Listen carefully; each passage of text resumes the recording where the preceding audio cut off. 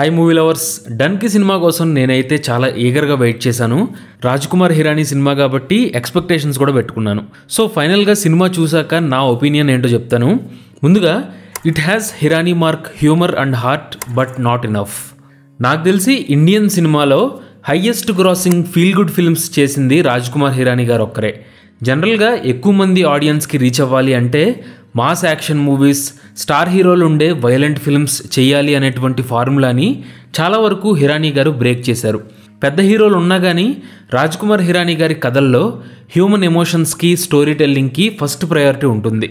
డన్కి cinema కూడా స్టార్ని కాకుండా స్టోరీనే ముందు సెలబ్రేట్ చేసే సినిమా. హిరానీ గారి కథల్లో కనిపించేటువంటి హార్ట్ టచింగ్ ఎలిమెంట్స్ ఉంటాయి, అలాగే హ్యూమర్తో ఒక మంచి మెసేజ్ కూడా ఇచ్చారు.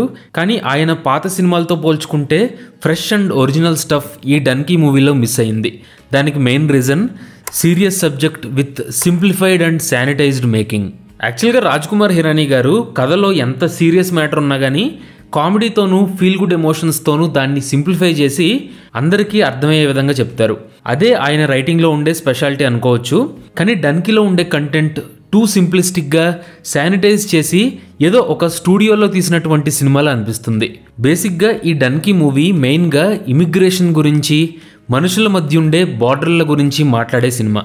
థీమాటిక్గా చూస్తే ఒక స్ట్రాంగ్ సోషల్ ఇంపాక్ట్ ఉండే కదా, కానీ యూనివర్సల్గా అందరికీ అర్థం కావాలి అనే ఇంటెన్షన్తో ఎమోషన్స్ని టోన్ డౌన్ చేసినట్టు అనిపించింది.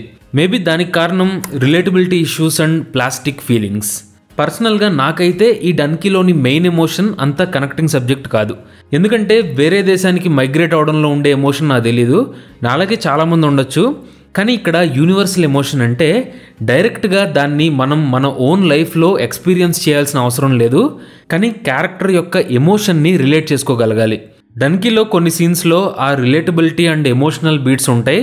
ముఖ్యంగా వికీ కౌశల్ క్యారెక్టర్ కానీ డైలాగ్స్ కానీ మనకు కనెక్ట్ అవుతాయి. కాకపోతే సినిమా చివరికి వచ్చేసరికి ఏదో ఒక తెలియని ఆర్టిఫిషియల్ ఫీలింగ్ వస్తుంది.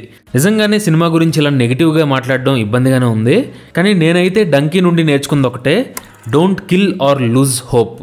అసలు రాజ్కుమార్ హిరానీ గారికి సినిమా ఎలా తీయాలో చెప్పేంత స్థాయి మంది కాదు. కానీ పర్సనల్గా నాకైతే మాత్రం డన్కి ఆయన తీసినటువంటి సినిమాలన్నింటిలోనూ రిలేటివ్లీ తక్కువ ఇంపాక్ట్ చూపించినటువంటి సినిమా అనిపించింది. కాకపోతే ఒక కమర్షియల్ స్టార్ హీరోతో కూడా ఆయన నమ్మినటువంటి కథని ఆయన స్టైల్లో చెప్పడం అనేది నాకు నచ్చింది. ఇక్కడ డోంట్ లూజ్ హోప్ అని ఎందుకన్నానంటే యాక్షన్ సినిమాలు మాత్రం ఎక్కువ మంది జనాన్ని థియేటర్కి తీసుకొస్తాయి అనే ఒపీనియన్ మారింది మోస్ట్లీ రాజ్కుమార్ హిరానీ గారి సినిమాలతోనే. సో నిజంగానే ఈ డన్కిని ప్రేక్షకులు ఎలా రిసీవ్ చేసుకుంటారో తెలియదు, కానీ మళ్ళీ ఆయన మరో మంచి సినిమాతో రావాలి అని కోరుకుంటున్నాను. సో ఆయన స్టైల్లో నచ్చినా నచ్చకపోయినా కానీ పాజిటివ్గా తీసుకుని ఆల్ ఈజ్ వెల్ అనుకుందాం. Thanks for watching this video.